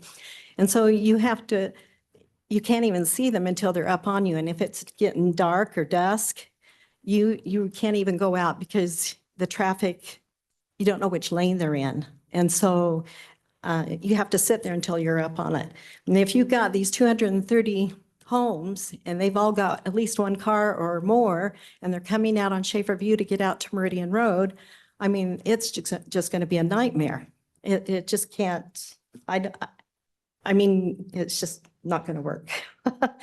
Anyway, and then when you have Schaefer or Costco coming in only a half a mile, that's going to increase traffic, which is going to be even harder for us to even get out of our street. I've sat there sometimes 5-6 minutes just to get out onto Meridian Road, turning right, not turning left, but just turning right. So you can imagine if you've got that many cars backed up on Schaefer View Drive trying to get out on Meridian Road, what that's going to do. It's terrible. And then learning tonight about the sidewalks, to cross the street, to go walking on the, the south side of the road. I mean, how are you going to get across when you've got that much traffic zooming on Schaefer View Drive? I mean, that's dangerous to have people in a crosswalk trying to even get to another sidewalk. We as a subdivision did say that we would be happy to close off and Schaefer View Drive, which would be great. We'd have to travel farther, but that's okay to us. I do understand that it's an expense for the new developer and the new subdivision, but there would be a straight line of traffic. They would be able to have a straight road to Meridian Road. It would be straight on Meridian Road. They wouldn't have to see any hills or anything. The traffic could, they would be able to access a lot better on Meridian Road. Even though taking out that one lot, you're still going to have that incline on Meridian Road, which is going to still be dangerous for that much traffic to go out onto Meridian Road from Schaefer View. So I'm just begging you to please not pass this through yet until more traffic study is done. That this is going to be an accident waiting to happen. Our neighbor got hit on the subdivision going with a car going 100 miles an hour. So something needs to be done before building can proceed. So I beg you that you would look at those pictures, see what we're talking about, and take that in consideration before this is approved. Thank you. Thank you. Oh, if you had, Commissioner Pro, you have a question? Oh, yes. Thank you for being here. So you're in the county parcels, correct? Yes. Okay. So, I'm really surprised there's this many cars parked on that street, given the lot sizes that you have. Are they construction vehicles? Are Those, they- some are construction, some are looking at the homes, you know, to for sale. But you figure people have company, we have company. And so they park on both sides. So you got this one lane road that you're going to have cars on both sides. And with the new subdivision, those houses are going to be facing Schaefer View too. So you've got houses, we're going to be looking at more houses in front of us. And if you're parking in front of your house or you have company and we're, you know, having company, there's going to be cars and there's going to be hardly any traffic. You could never get two cars by, especially as fast as they go. You just, it's going to be a nightmare. Mr. Vice Chair. Commissioner Pro? So cars parking on both sides of the street is allowed publicly in every subdivision. Right? So you're saying what's unique to your subdivision is that that there's curves and that is making the line of sight more difficult? The applicant said that they are going to take down some of that big berm that's on the south side so that folks can have more of that view, you know, for those That coming. doesn't take out the slope coming on Meridian Road. There's a slope that comes down from Lake Hazel to our street, and you can't see beyond that. So that doesn't, yes, it may open it up and you can see maybe a little bit better, but you still can't see up that hill or what's beyond that hill. So, but that's different than our parking on our street. Parking on our street, you're going to have cars on both sides, and then you're going to have traffic in the middle of it. You've got 230 homes that are accessing Schaefer View with cars parked on both sides. Mr. Vice Chair. Commissioner Pro? So I've been doing this for about 10 years now. And in my experience, most folks try to take the shortest route to get to the main roads. So I haven't seen the map of, it's been a couple of years, so I don't remember the map of Sky Ranch and where those folks are kind of driving out to get to. I assume they're going to Lake Hazel and Meridian Road. So I don't know what you mean when you say there's 200 and some homes that'll be accessing Schaefer View. I would be really surprised if Sky Ranch was going through there. If they want can to Meridian go Road, they can. to It's another- accessible to them. So if they, otherwise they can't get to Meridian Road, they would either have to go to Lake Hazel or they have to go towards Locust Grove. They cannot go to Meridian Road unless they access Schaefer View Drive. Yes, they can, if they can access Lake Hazel, then they can make a right onto Meridian Road at the light, They correct? can, that is Okay. correct. So I'm sure all the ones closer to Lake Hazel will do that, but the ones closer to us, probably going to be using our road. Commissioners, any other questions? Okay, thank you. Madam Clerk, is there anyone else signed up to testify? The next person signed up is Marv Ward.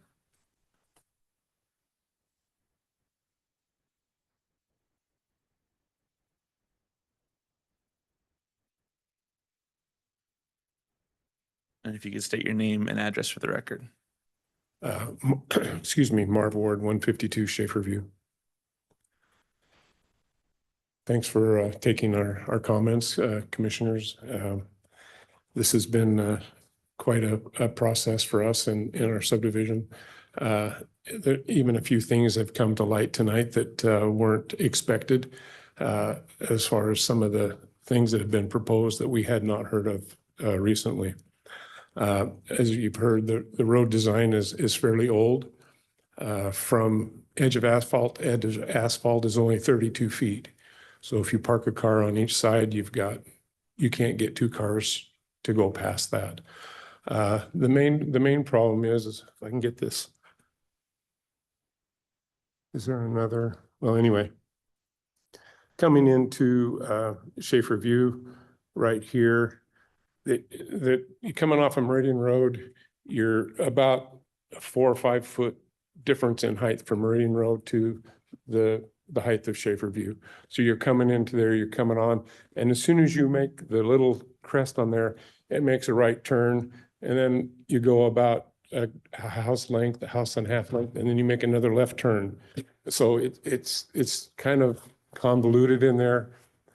And with the traffic on Meridian Road, nobody hits that little hill at 15 miles an hour, which is the posted speed limit, or 20 miles an hour. So it's all kind of coming around there. And I'm just a little worried about what's going to happen with this extra traffic. And the Sky Ranch has no access to Meridian Road without going through a different subdivision of some kind. Down here, where'd my mouse go? There it is. Right in here, there's no access. The reason for the proposal was to allow the traffic that's the street that comes off of Sky Ranch and goes up into this, was to put that little road right there, because right where that road is flat with the little hill that's there. So people coming down Meridian Road past Lake Hazel coming down, and it has a dip down. So if you're down in our little dip and looking to the south, you can't tell exactly where all those cars are coming from. At night, when the headlights are on, you can't tell which lane those folks are in until they're almost there. So that's been a real big concern. I mean, we deal with it now because that's what we're used to. We've been there for 22 years, but it just keeps increasing with all the traffic that's coming. So the line of sight, with, we don't always know when people are visiting. If you have cars on both sides, emergency access equipment is going to have a hard time. So anyway, those are kind of my thoughts, and I appreciate your time. Thank you. Commissioner Brody, you have a question? Vice Chair, yes. I think I remember you from the application to the subdivision to the north. Did you come? I was going to thank you for that, but I didn't think any of you had been here when we did that. So. Oh my goodness. No, I've been either on planning and zoning or city council since 2017. So I remember a lot of these. You did make some concessions for us when we put those 3 lots there, and I do appreciate that. So that was a good consideration, but now they're kind of in the middle of that whole thing that's going on. So I do remember having a lot of conversation about this access and the slope and no left turn lane into the subdivision. And I'm not recalling off the top of my head what concessions the developer made, but I was of the understanding that they were supposed to make some improvements to that so the line of sight was better. Is that not the case? Or nothing what was happened? changed as far as the line of sight for the road. All of the entryway has stayed exactly the same as it was when that approval was made. The one concession that the city council made was for them to put in circular driveway or some way so that they didn't have to back out onto the road. Well, there's no circular driveways in those 3 houses, but they do have kind of larger driveways so that they could back out of a garage and come out forward. So that they kind of did that, but it wasn't exactly what city council recommended at that time. Okay, thank you. Thank you very much. Thank you. Madam Clerk? Mr. Vice Chair, the next person is J.R. Hawkins.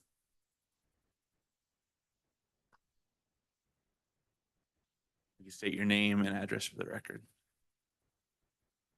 J.R. Hawkins. I live at 7034 Catfish Creek, and that was my mother-in-law and father-in-law. And we go over to their house and visit on a regular basis. And we've been going over there with the new construction, with the contractors just parking their vehicles beside those.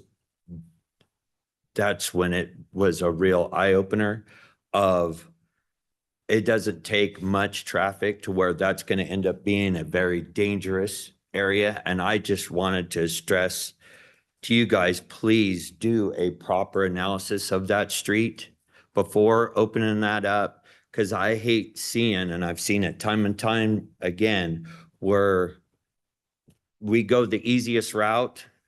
It's not always the best route. And then when something bad happens, then we change it.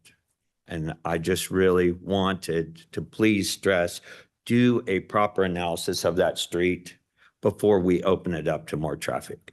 Thank you. Thank you. Excuse me. Thank you. Madam Clerk? Thank you, Mr. Vice Chair. The next person, I apologize with the handwriting. I can't quite tell. Is it Oriole? Or first initial O, last name starts with an M. D, maybe? I'm not sure. And if we can get your name and address for the record. Dave Morgan, 49080 Schaeferview Drive. I'm also the acting president for the last 20 years now for Schaeferview Estates. So kind of speaking also for the other, 13 homes that aren't here. So, yeah, as far as the entrance on that, I know it doesn't meet current view corridor requirements for that. A lot of the thing is too, since the houses on that do face, south, you will have company that is going to park they park in the front of the house if somebody comes over, which then narrows that down. Whereas if you had the entrance more to the south, those lots are aligned. That's the sides. So just basically cars can come in, get in, you're either going straight or, off to the left. So it makes the flow a little bit better with that. And like I said, we were willing to, the whole subdivision, have it blocked off. You could even put a nice bus stop down there. Because a lot of times we do get, of course, in the winter, it's not just the kids coming out. The parents come down, they park their cars and then wait till the bus gets there and then let their kids out.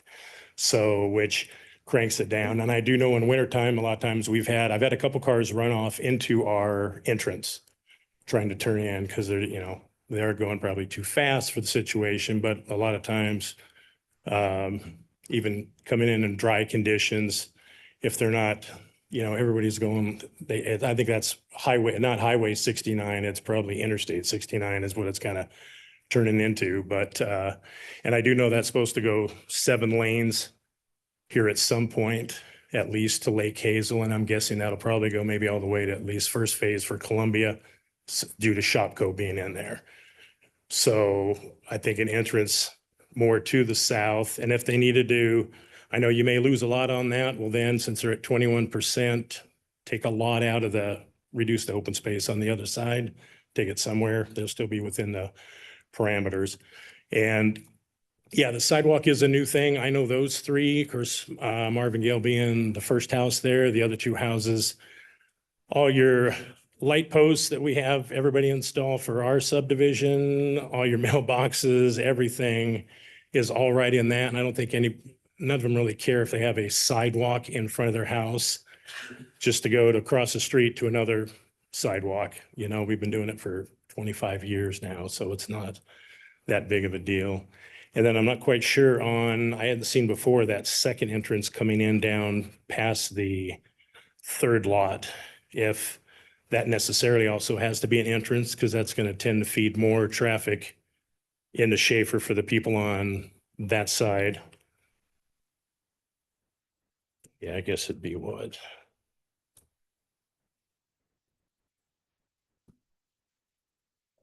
Oh. Yeah, anyway, right there in that area there. Are you talking about Mont Meadows Way specifically, or? Yeah, I'm sorry, what? Are you talking about Mont Meadows? Yeah, I guess Mont Meadows Drive, yeah.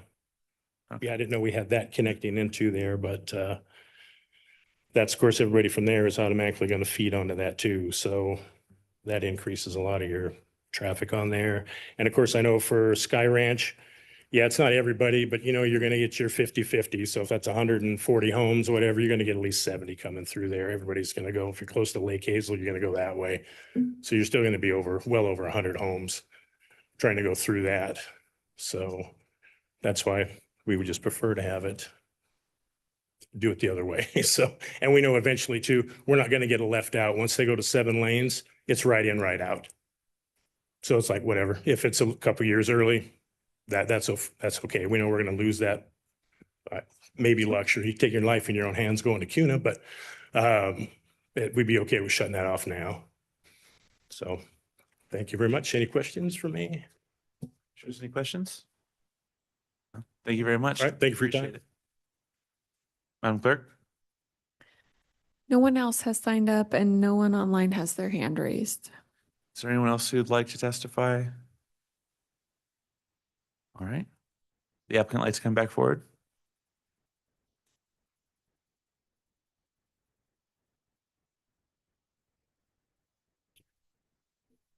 John Brecken, 6661 Glenwood Street.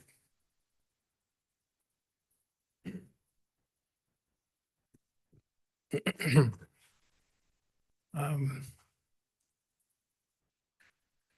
think a couple of things on this whole circulation item. The one is there is a traffic study that was performed for this overall development, which, and I'm speaking for Sky Ranch because that's the bigger property to the south, a different developer. We were not involved in that project, so I don't really know the history of that. Now, I do have, actually, let me see. I have a print of Sky Ranch. I don't know if this is the latest version, but this was the one that we were able to obtain when we were working on planning and connectivity. I don't think this is the latest one because I think we've since slid our southwestern connection, which would be this northwest connection over. But it's similar. So that we've got this for reference. One thing I would point out here is that, actually, I'll go back to the previous one that I had just a second ago. You'll find is that traffic study contemplates what's been improved for roadways, roadway connectivity, and some of the upcoming improvements that are planned. We all know that Meridian Road is very busy and it is planned to be widened. I think it's 3 lanes each way, center median. And at that time, Schaefer View will very much change from the way that it has been historically. It'll go to a right in, right out only. And there'll be and we know this because when we considered that, we were coordinating with ITD and looking at those various options. And so it will be impossible to make a left-hand turn to go to CUNA that way. And I point that out because part of this overall plan is that everybody will, for the most part, go to the east first and go over to Sublimity Lane, down to Lake Hazel, or up to Quartz Creek on the north, where traffic signal lights are. And if you want to go down to CUNA, you'll have to go down to Lake Hazel and then to the intersection and then take a left-hand turn at the light. And so that's an important point to make with Mont Meadows coming in and that connection to the east over through here will facilitate that connection. Sublimity Avenue is a collector road, and that'll will be signalized.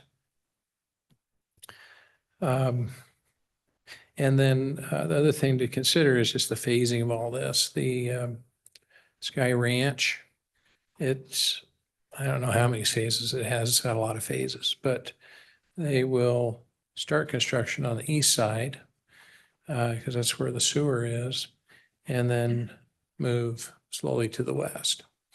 And then at some point, once they finish up, they'll connect up to where we're have that stub road to the south per standards.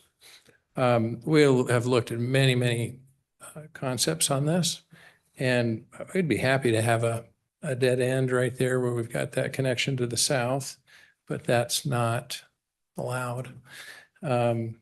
So, you know, I can't speak for the other developers. There's been other developers involved with this. You know, there's the 3 lots to the north and on that other Schaefer project. And, you know, I know one of the concessions we made there was we had 4 lots in there at one point. We brought it down to 3. And then the other thing I would point out here is on that corner that, you know, we're really, we want this thing to be safe too. I mean, this is the way it is right now. It's terrible. I've been out there. There's a big conifer trees in the way. I mean, you can't see. I mean, you got to really kind of watch your P's and Q's to even to make a right-hand turn. So you know, here you can see, I mean, this is all, I mean, that's why we have this gigantic common lot here so that we can just cut that whole hillside back. This part of the road slopes. And so, you know, cut that all back so that you can see, and you can see we moved our, you know, one of the requirements too on Meridian Road, since it's an interest to the city, is to have that berm, 10-foot berm with a fence on it and a nice landscape buffer. And we've designed everything from here north up to Amity.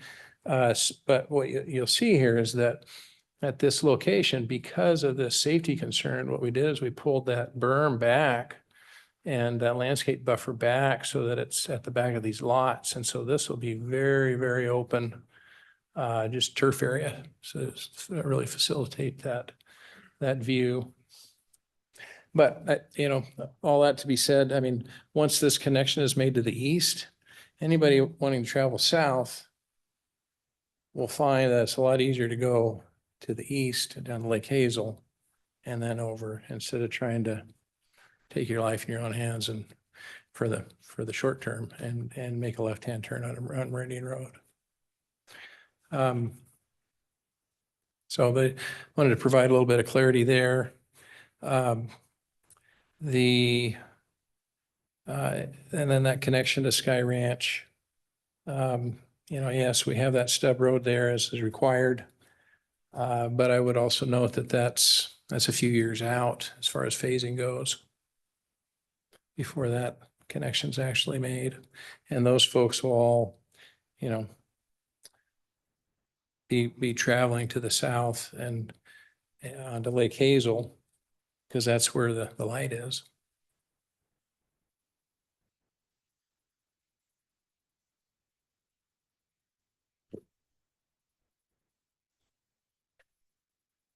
I stand for any more questions. Questions? Commissioner Burrow? Mr. Vice Chair, thank you.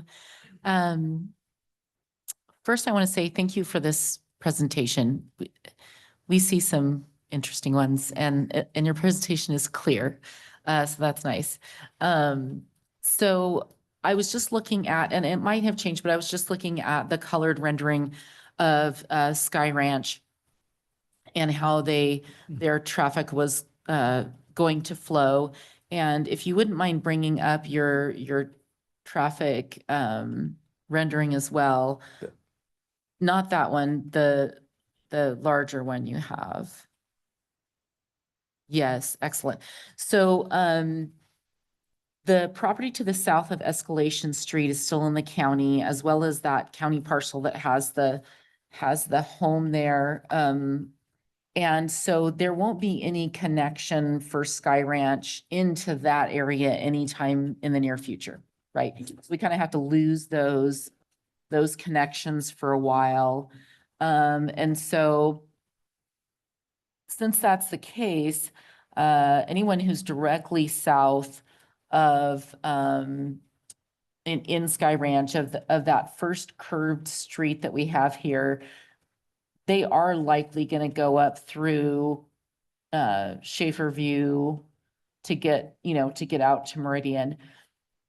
So if I'm understanding correctly, what you're saying is that they would need to travel all the way south towards the waterway and head out south on Sky Ranch to Sublimity in that southeast corner to get to Lake Hazel. And that the motivation for doing that would be to be able to be at the light. Commissioner Perot, I'm going to go to this one here because I think this is what you're referring to on the circulation pattern in Sky Ranch. I don't know if this is the same one you're looking at, but there is these connections to the south, I think is what you're talking about. Yeah, let me see that might have, and so maybe that's where the difference is. It may have changed since I last saw that. So yes, so you're anticipating that anyone over here in this northwest corner of Sky Ranch is gonna head south and hit that Lake Hazel access? Commissioner Pro, I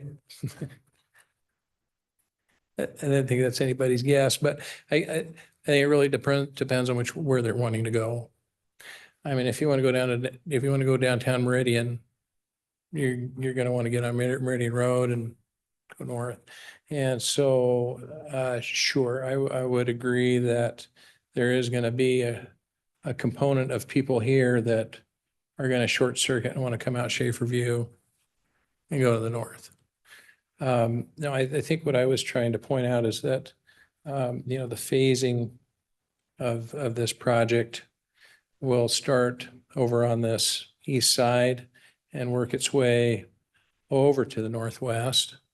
And as such, these folks are all, well, they're right there on Lake Hazel. There's no reason for them to try to cut through the rest of the development, even if they were planning on going to the north. And then to your point on, the folks that are still in the county here, just to the north, there is this roadway connection here. But that, one of the requirements was to gate that off so that well, that doesn't show it either. I'll go back to the other one. So that all these folks will be required to come out on this escalation street. And and by doing that, then they'll go on Sublimity either to the north up to Quartz Creek or to the south down to Lake Hazel. So just to make sure I'm understanding right, that Sky Ranch thing, kind of that I don't know, what is the name of this, I guess, curved street immediately off of Meridian? So I go onto Schaefer, right, and it's that first immediate right. This looks kind of, yeah, This one right here. Yeah. Well, I think we've got 3 different street names there. Okay. Well, I'll go. This is the one I'm referring to. The S curve, yes. It seems to me that most of the people in Sky Ranch, just making sure I'm reading this right, that westernmost connection to the north at Sky Ranch is this road, right? Not Yes. Mont Meadows. Mont Meadows is the one that's kind of currently, okay, cool. Correct. Okay. That's helpful. Thank you. Just wanted to make sure I'm aligned. Commissioners, any other questions? Commissioner Stoll? Not a question, but I just want to acknowledge and apologize. For some reason, I thought you all had developed Sky Ranch. And that was my point of my question earlier. Now that you've clarified, and I appreciate that clarification, that you guys did not develop Sky Ranch. So. No problem, Commissioner Stoll. Yeah, we were actually, we had our hearing for Mont Meadows same night as Sky Ranch. And actually, we were requesting that we had a little more transition in Sky Ranch, but Otherwise, I'm fine. The questions you guys have asked have answered my questions. Any other questions, commissioners? Commissioner Sandoval, do you have any questions? Mr. Vice Chair, nothing from me. Yeah. All right, could I get a motion to close the public hearing? So moved. Moved and seconded. All those in favor say aye. Aye. Aye. Any opposed? Motion carries. Who wants to go first? A lot of thoughts. Infill. And feels tough. Um, Commissioner Stoll. in general, from a transportation viewpoint, folks are going to go towards the spots that are going to provide them the easiest access to the points that they want to go. In some cases, because it's a eventually a right in, right out onto Schaefer View Drive, some folks are not going to be taking that route. However, the layout of Sky Ranch doesn't provide a lot of connectivity for as much, given the volume of people that are going to be there. There's going to be a large number of folks that are going to go towards that S curve or whatever that road is, and accessing Schaefer View Drive. That is going to be a challenge, and it has to be acknowledged. But I'm not sure what else. Oh, I'm sorry. I'm not sure what the other solutions are on that. Providing additional access onto Schaefer View Drive is going to be even more problematic. I was initially having a problem with the lack of additional roads to provide access onto that, but it would provide additional traffic onto Schaefer View Drive and would be an additional burden. Those are just my first thoughts. How about you guys?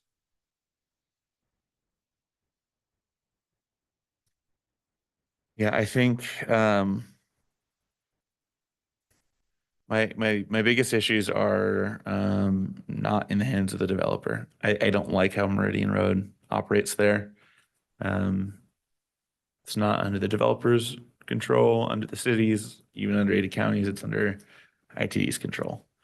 And that is, it's not ideal, to say the least. I think when it comes to the conditions on Meridian Road, I understand there's likely to be more internal congestion in some areas. I understand. I'm actually not as concerned about traffic flowing from Mont Meadows. I do think that people who are likely to go directly to Meridian are in this westernmost subdivision, and so I think we call it Snowden Way, Kasner Street, whatever this curve is. I think that's going to be the main source of access onto Schaefer View Drive from the south.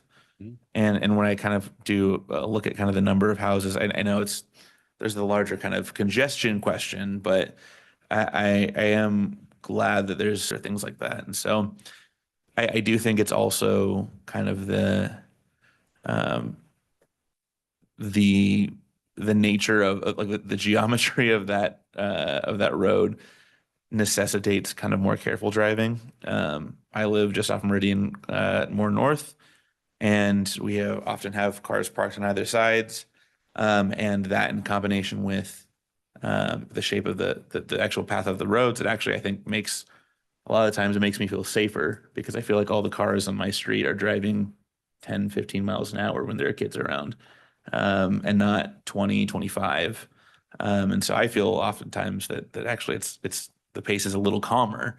It may not feel as comfortable, but that's also part of what makes people slow down. So I'm not as concerned about internal safety.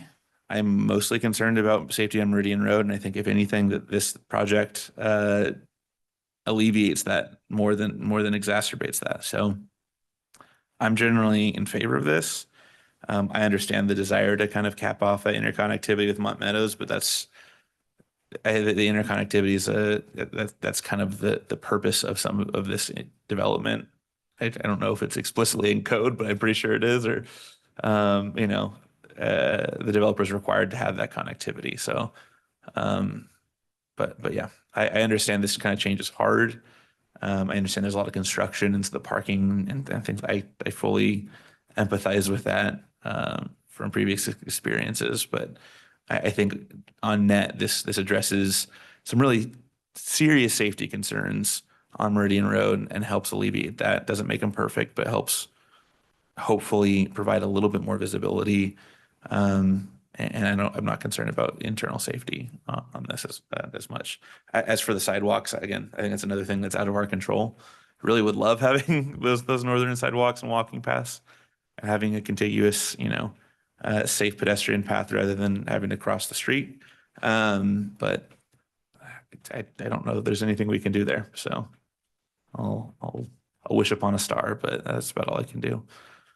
Beyond that, I support this plan.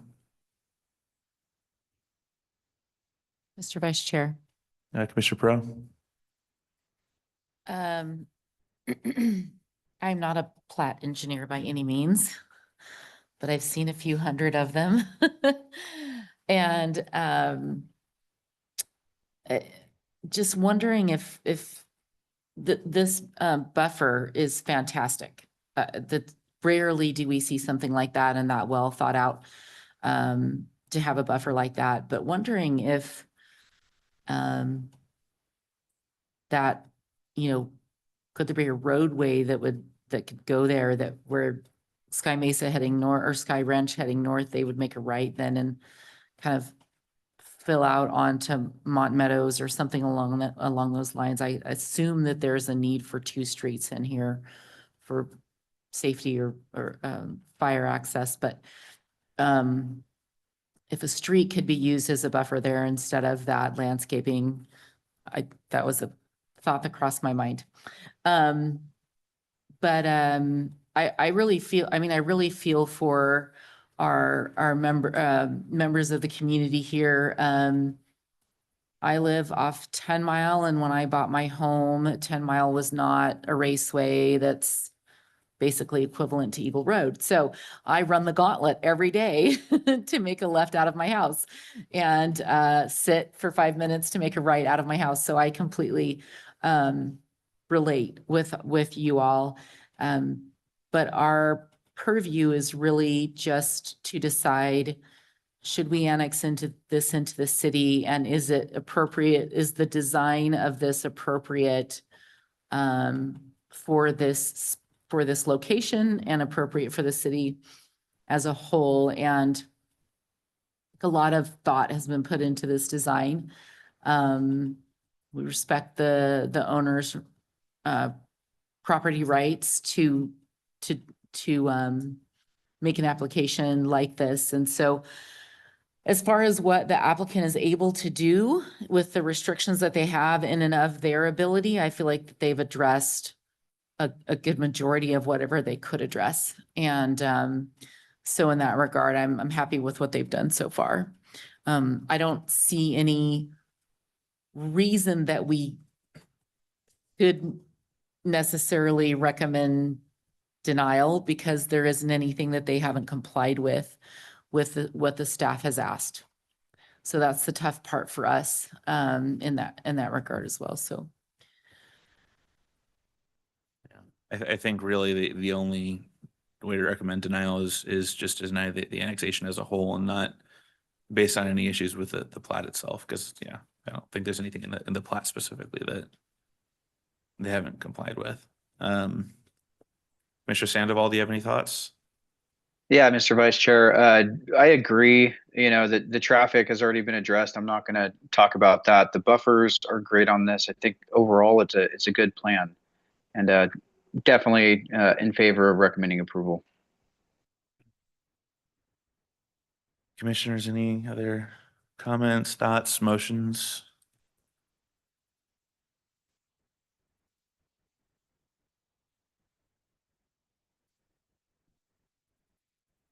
I can make one if you'd rather. Nope, I'll go. Go for it. Mr. Vice Chair, after considering all staff, applicants, and public testimony, I move to recommend approval to the City Council of file number H-2022 2025-0047 as presented in the staff report for the hearing date of February 5th, 2026. Mr. Vice Chair, Commissioner Pro? I'd like to second the motion, and I'd like to say one thing. I would encourage you all to go to the city council hearing and share with them what you've shared with us, because they are a different body and they take different things. We have a kind of a different purpose to some extent than they do, so they'll take your concerns and consideration there as well. So I second that motion. It's been moved and seconded. All those in favor say aye. Aye. Aye. Any opposed? Motion carries. Thank you very much. With that, I will take one final motion. Move to adjourn. Second. It's been moved and seconded. All those in favor say aye. Aye. Any opposed?